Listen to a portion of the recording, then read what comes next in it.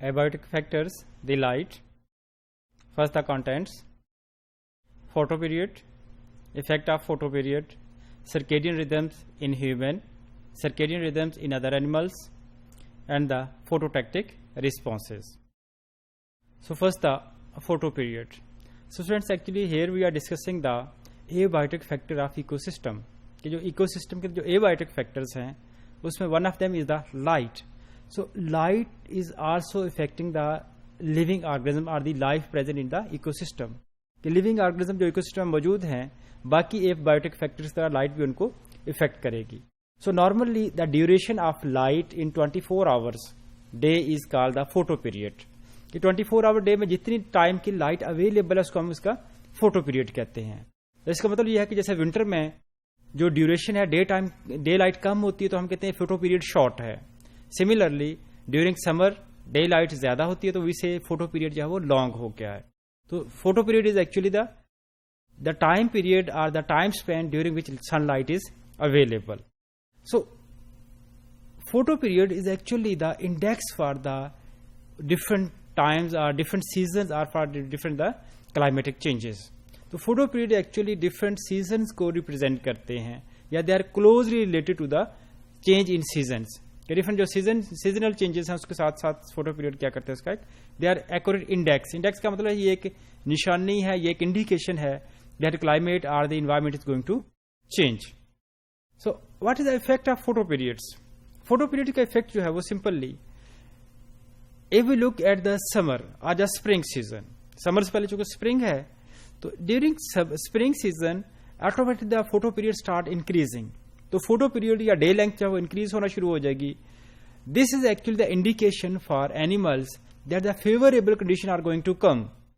इसका result ये होगा कि as photo period is increasing the animal will start breeding. Animals जो है वो क्या करेंगे? Breeding start कर देंगे. Similarly, the other effect of photo period is that during the autumn चूंकि autumn के बाद फौरन winter है तो autumn के दौरान photo period start squeezing. photo period जब वो कम होना शुरू होता है उसकी duration कम होना शुरू हो जाती है. As photo period start decreasing, the animals they are aware that the next conditions are very severe. So animal will start pile up their food. Animals क्या करेंगे? जैसे photo period short होना शुरू होगा एनिमल्स को पता होगा क्या कंडीशन जो सवियर होने जा रही हैं. So they will accumulate they are pile up the food. वो फूड इकट्ठा करके स्टोर कर लेंगे अपने और they will migrate to some other places या फिर वो क्या करेंगे वहां से माइग्रेट करके दूसरी तरफ चले जाएंगे. तो it means photo period has direct link to the daily life और the activities of the animals. So the other term use with reference to light is the circadian rhythms. Circadian rhythms normally they are actually the daily activities in the 24-hour cycle. During 24-hour cycle या 24-hour day के अंदर हम जो भी activities daily basis के ऊपर perform करते हैं in the rhythm in the एक सीक्वेंस के साथ they are called the circadian rhythms. Circadian rhythms में कौन से ज्यादा इंपॉर्टेंट कौन सी हैं? जैसे इंपॉर्टेंट थिंग कि सर्केडियन रिदम में हम स्लीप वेक साइकिल है हमारा. जैसे ही सनसेट होगा ऑटोमेटिकली क्या होगा कि उसके एक मखसूस टाइम के ऊपर हमें जो है नींद आना शुरू हो जाती है. सनराइज होने के साथ ही वेकअप हो जाता है इसमें. अच्छा, ये जो स्लीप वेक साइकिल है ये हमारे एक सर्केडियन रिदम है, डेली एक्टिविटी है, 24 आवर साइकिल में है. अब कहते हैं नॉर्मली अगर फोटो पीरियड चेंज हो तो it will effect our circadian rhythms. तो ये it will effect our circadian हमारी डेली लाइफ एक्टिविटीज को इफेक्ट करेगा. कैसे?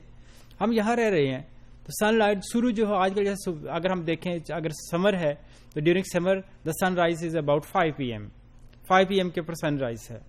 अगर हम यहां से माइग्रेट करके वर्ल्ड के दुनिया किसी और हिस्से में चले जाते हैं, अमेरिका चले जाते हैं, ऑस्ट्रेलिया चले जाते हैं या यूरोप में चले जाते हैं, अब वहां जो सनराइज का टाइम है वो डिफरेंट है. अब रीजन क्या होगा? अब हमारा चूंकि एक रूटीन बनी हुई है स्लीप वेक साइकिल हमारा यहाँ के एनवायरमेंट से सेट है.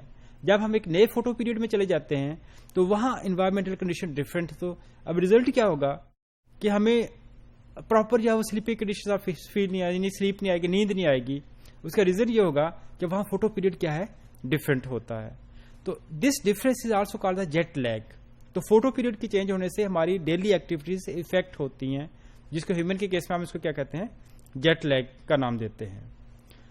Similarly photoperiod is also responsible for setting our biological clock. Photoperiod हमारे बायोलॉजिकल क्लॉक को भी सेट करता है। कैसे? जैसे जैसे फोटो पीरियड चेंज होता जाता है हमारी डेली एक्टिविटीज की रूटीन चेंज होती है। नॉर्मली अगर बंदा एक सुबह के टाइम यानी कि सनराइज के साथ उठता है या सनराइज से आधा घंटा पहले उठता है, तो जैसे 5 बजे अगर सूरज निकल रहा है वो 4:30 बजे उठ रहा है। अब विंटर में यही कंडीशन जो होती है वो सनराइज 7 AM पे चली जाती है, तो 5 AM से 7 AM।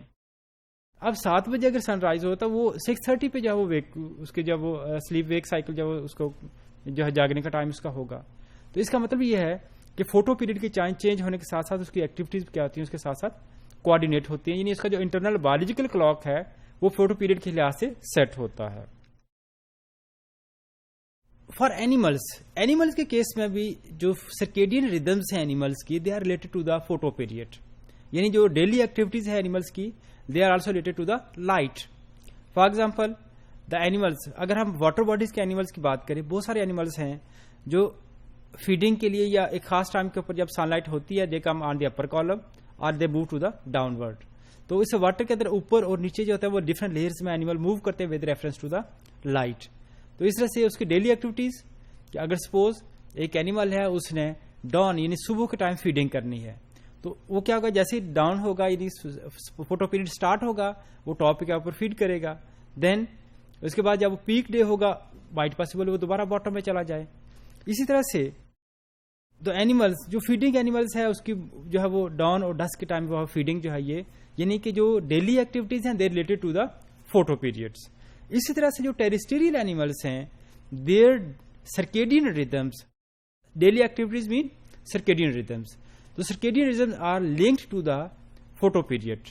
कैसे फोटो पीरियड से लिंक्ड है कि बहुत सारे नॉक्टर्नल एनिमल्स हैं, सो जब फोटो पीरियड में नाइट का टाइम होगा, लाइट अवेलेबल नहीं होगी, यानी फोटो पीरियड जब नहीं चल रहा होगा, डार्क होगा, दे विल फीड। बहुत सारे एनिमल्स हैं डायोरिनल हैं, they feed only when there is sunlight.